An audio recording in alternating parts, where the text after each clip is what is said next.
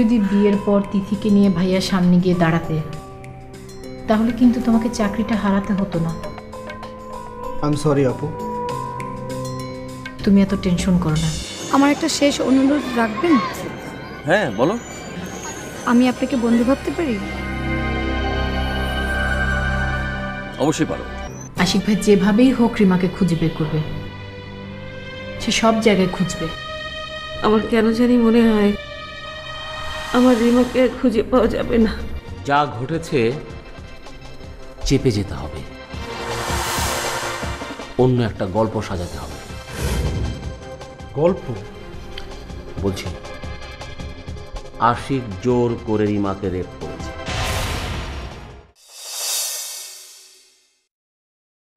আমি দরজা জোরে জোরে যখন ধাক্কাচ্ছিলাম তখন এক পর্যায়ে এসে আশিক দরজাটা খুলে দেয়। আমি দৌড়ে ভিতরে ঢুকে যাই। তখন রিমা বলছিল যে আশিক ওকে,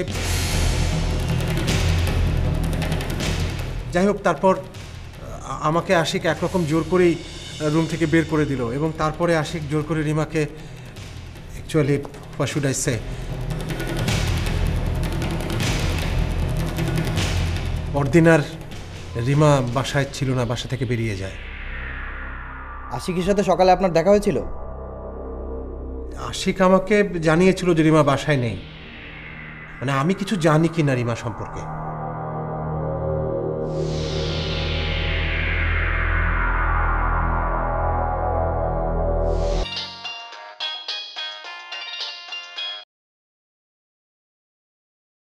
হ্যাঁ বল।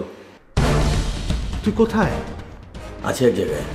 আচ্ছা তুই কোথায় আছিস বল না ভাই, আমার তোর সাথে আমার এক্ষুনি দেখা করতে হবে। ফোনে বল। ফোনে বলা যাবে না ভাই। ঠিক আছে, কিছুক্ষণ পর বাসায় ফিরবো, তখন বলিস। ইয়ে, রিমা কি তোর সঙ্গে? না। তোরা একসাথে বেরোলি না? একসাথে বের হইনি। তুই কোথায়? আমি তো এখন বাসায়। আমি ওই যে কাজী আনতে বেরিয়েছিলাম না, তারপরে কাজী সাহেব পরে সময় দেবে বলেছে, এসে দেখি যে তোরা নেই। কাজী এসেছিল? হ্যাঁ হ্যাঁ, কাজী তো এসেই ছিল। অনেকক্ষণ বসে থেকে তারপরে চলে গেল। আচ্ছা তোরা এইভাবে চলে গেলি কেন বলতো? তুই কিছু শুনিসনি? কি শুনবো? ঠিক আছে আমি আসি, তারপর বলবো। ইয়ে আশিক, তুই রিমাকে নিয়ে ফিরছিস না? দেখি। রাখলাম। হ্যাঁ আশিক, বাসায় আসবে তো বললো। আজ রাতে আপনারা আশিককে অ্যারেস্ট করবেন। ঠিক আছে স্যার। আশিক আসার সাথে সাথেই জি আপনি কিন্তু পুলিশ বাহিনী ফোন করবেন। জি জি অবশ্যই অবশ্যই।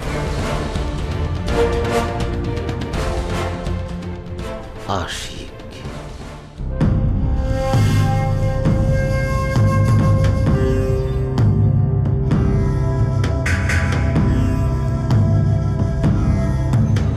জানিস, ও এখানে প্রায় আসতো।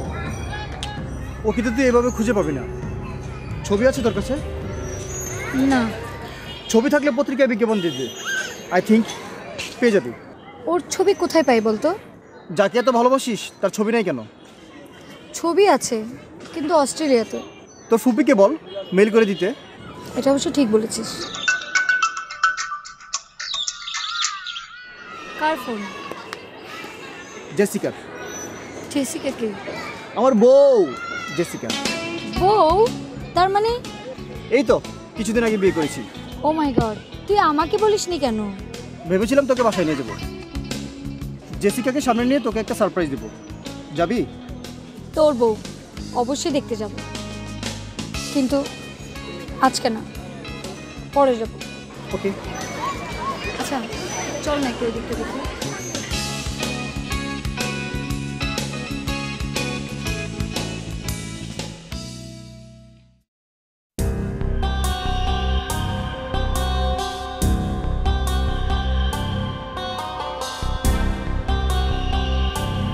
বাবাজি, তুমি কি খুব জরুরি কাজে ব্যস্ত? না না ঠিক আছে, বসেন রবি চাচা। কিছু বলবেন? হ্যাঁ বাবাজি, তোমার দুইটা কথা কইতেছিলাম। বলেন। ইতিমায় এই বাড়ি ছেড়ে চলে যেতে চায়। কোথায় চলে যেতে চায়? তার তো যাওয়ার জায়গা ওই একটাই, তিথি মায়ের স্বামীর বাড়ি। ইতি আপনাকে এইসব কথা বলেছে? ও একটু আগেই তো কইল। ইতি হঠাৎ করে এসব কথা বললো কেন? ইতি মায়ের যুক্তির কথাই কইছে বাবা। বাবাজি, ইতি মায় একটা সমুদ্র মাইয়া, তোমার সাথে তার কোনো রক্তের সম্পর্ক নাই। সে কিসের জোরে সারাটা জীবনের জন্য এই বাড়িতে থাকবে? সারবেন তোমাদের আত্মীয়, সেই এই বাড়িতে থাকতে পারে নাই। কেন পারে নাই সেইটা তুমি একটু মাথা খাটায় ভাবো বাবাজি। আপনি কি বলতে চান আমি কিন্তু বুঝি রমেশ চাচা। আপনি চান যে আমি ইতি অথবা শারমিন কাউকে বিয়ে করি, তাই তো? তুমি ইতি মায়েরা বিয়ে করলে খুব সুখী হবা বাবাজি। কাকে বিয়ে করব সেটা তো পরের কথা। আমি আসলে বিয়ে করব কিনা সেই সিদ্ধান্ত এখনো নিতে পারছি না। এইটা কি কও বাবাজি? আপনি কিন্তু নিজের চোখে আমার বাবার জীবনটা দেখেছেন। মাকে নিয়ে আমার বাবা সুখী হয়নি। সেই কষ্ট পেতে পেতে মা একদিন মারা গেলেন। তারপর বাবা সাবরিনার মাকে বিয়ে করলেন। তারপরে কিন্তু বাবা সুখী হতে পারেনি। আমার কেন জানি মাঝে মাঝে মনে হয় আমিও সংসারের জীবনে কোনোদিন সুখী হতে পারবো না। বাবাজি, তোমার বাবা ভাই সাহেব আমার আপন ভাইয়ের মতো মনে করত। তার মতো এত ভালো মানুষ আমার জীবনে আমি কমই দেখছি বাবাজি। ওনার শুধু একটাই দোষ ছিল, অন্যের মতামতের কোনো মূল্যই উনি দিতেন না। আর সেই কারণে দুই ভাবি জানের সাথে তার প্রায় মনোমালিন্য বাধ্য। কিন্তু তুমি তো ওনার মতো না বাবাজি।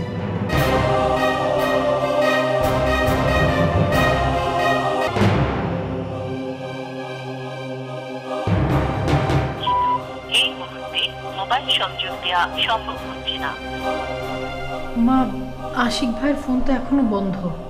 আশ্চর্য, ছেলেটাকে আমি এত করে বললাম ফোনটা অফ না করতে।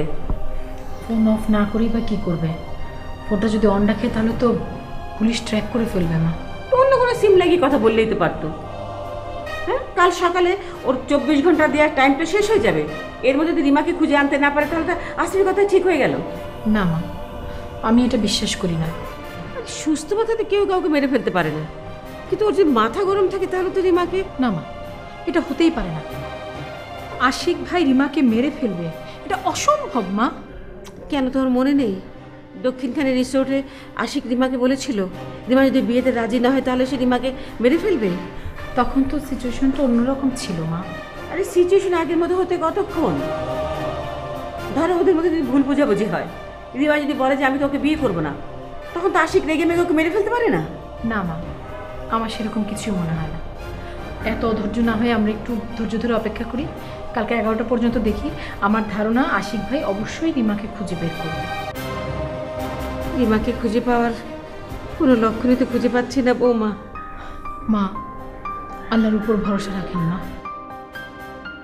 হ্যাঁ, ভরসা আছে বলেই তো এখনো আমি সুস্থ আছি। মা,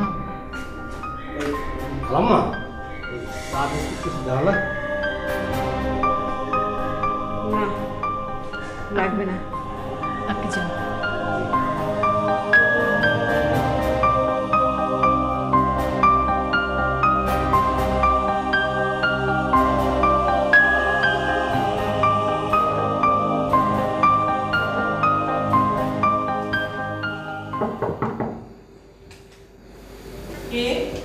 আমি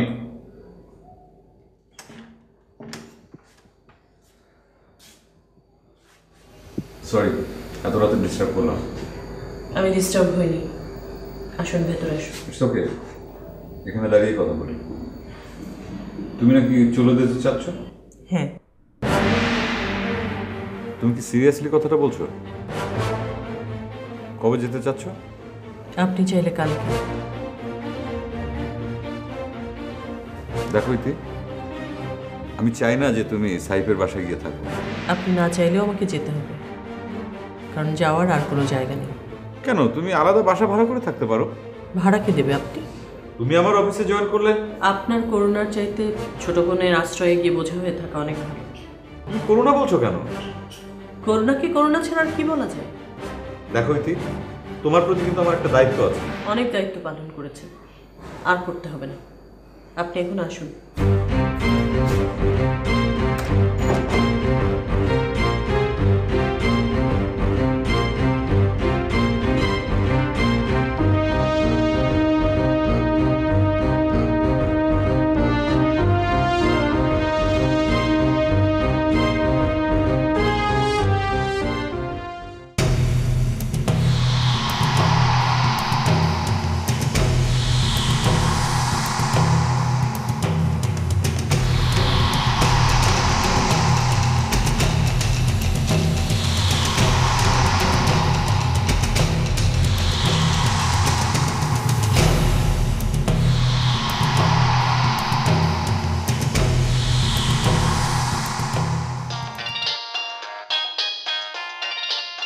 হ্যালো ভাই, বলেন।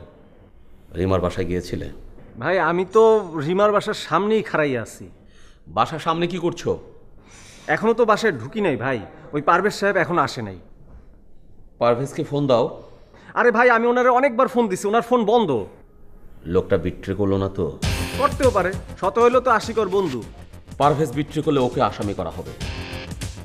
তুমি 10 মিনিট অপেক্ষা করবে, ও না এলে আমাকে তুমি ফোন করে জানাবে। আচ্ছা আচ্ছা ঠিক আছে ভাই।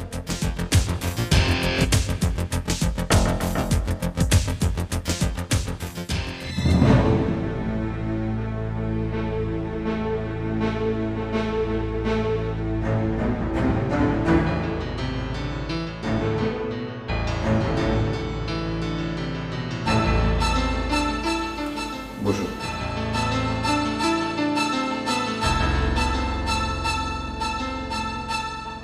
ইতি, আমি তোমার সাথে একটু রুডলি ব্যবহার করে ফেলেছি।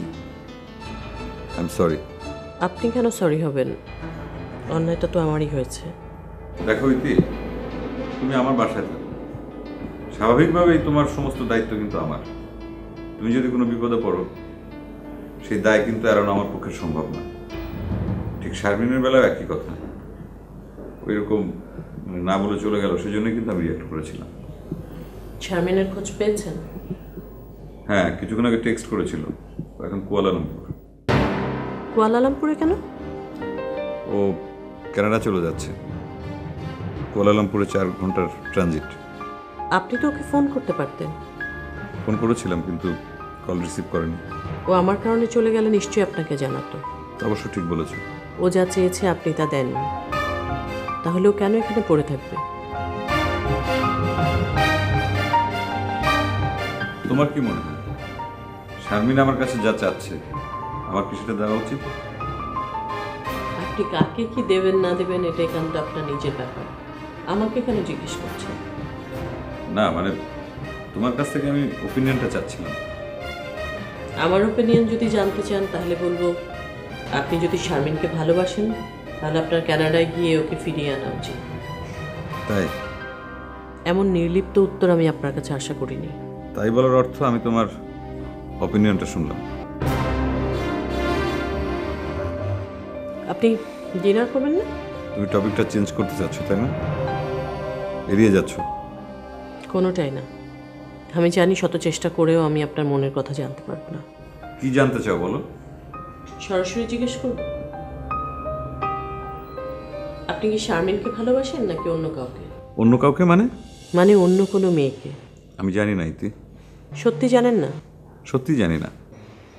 চলুন ডিনার করবেন।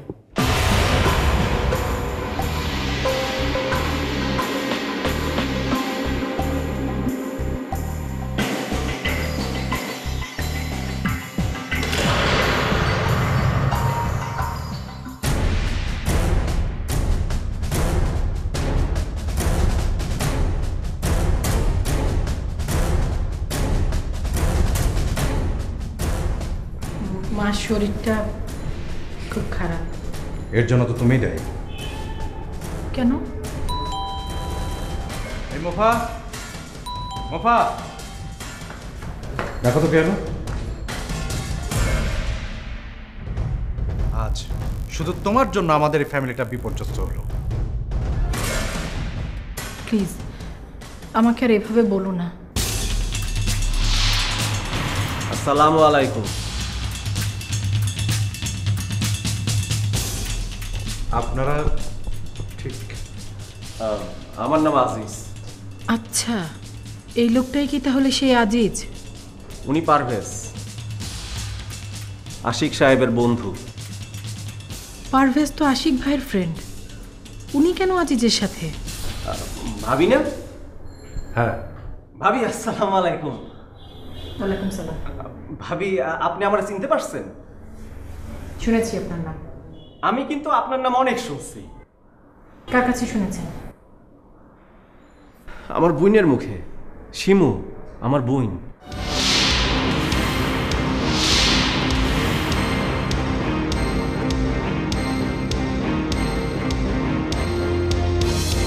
ওই লোকটার ফোন কল, তোর নিজের চোখে মেয়েটাকে দেখা, রবিনের ভাষ্য, সবকিছু নিয়ে কি তুই কনভিন্সড যে আশিক বিয়ে করেছে?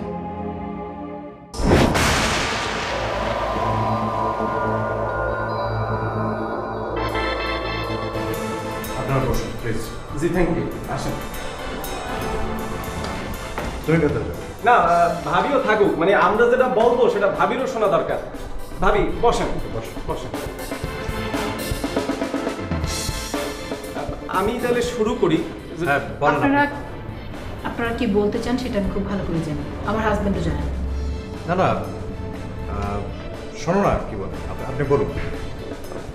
ভাবি, আমি আশিক ভাইয়ের সাথে শিমুর সম্পর্ক ছিল। শিমু প্রেগনেন্ট হয়, তারপর আশিক ভাই শিমুকে বিয়ে করতে রাজি হয় না, সেজন্য শিমু সুইসাইড করে। এটাই তো বলবেন আপনি? আপনি ঠিকই ধরছেন ভাবি। আপনার এই মিথ্যে বানোয়াট সাজানো গল্প আমি এক ফোঁটা বিশ্বাস করি না। মুখের কথা কেউ বিশ্বাস করে না ভাবি, কিন্তু রিমা বিশ্বাস করছিল। কেন জানেন? সে ডকুমেন্ট দেখছিল, ডকুমেন্ট। তুমি বিশ্বাস না করলেও আমি বিশ্বাস করি। ডকুমেন্ট আছে আপনার কাছে? আছে। দেখি।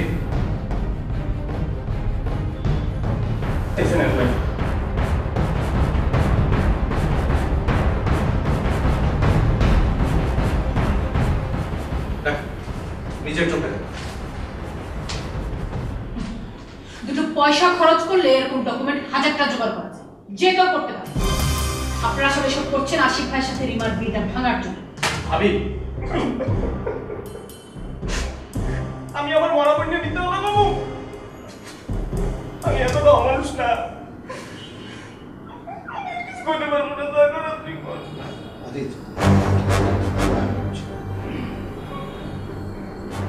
আসলে ভাবি, আমি আর আশিক কলেজ বিশ্ববিদ্যালয়ের বন্ধু। আমি ওকে ছোটবেলা থেকে অনেক ভালোবাসতাম, বিশ্বাস করতাম। এবং মাঝখানে এরকম একটা ঘটনা আশিক ঘটাবে আমি আসলে কল্পনা করতে পারি। ভনিতা না করে আপনি নতুন কি গল্প সাজিয়ে এনেছে সেটা বলে ফেলুন। আমার এই বাড়তি কথা কিন্তু আমার একদম পছন্দ। আগে থেকে তুমি কি করে বুঝলে জন্য গল্প সাজিয়েছেন? আগে শোনো, তারপরে বলো। আচ্ছা বলুন তো আপনি। ভাবি, আপনারা জানেন যে আজিজ তার বোনের কথা বলাতে রিমা বিয়েটা ভেঙে দিয়েছিল। আসলে রিমার চলে যাওয়াটা এটাই মূল কারণ না। আসলে কারণ কি? গতরাতে আশিক আসলে ভাইজান কি করে কথাটা বলি আর। ভাই, সত্য যতই অপ্রিয় হোক, কইতে তো হইবে। কোন ওনাদের বলেন।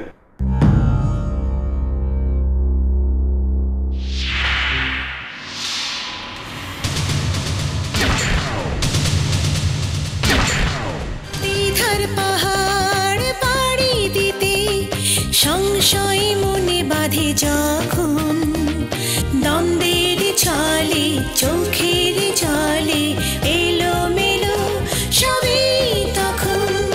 রঙের নয়ন রং বোঝে না, চেনা মানুষ হয় অচেনা। লুকোচুরি মনটা ঘুমটা ঘুম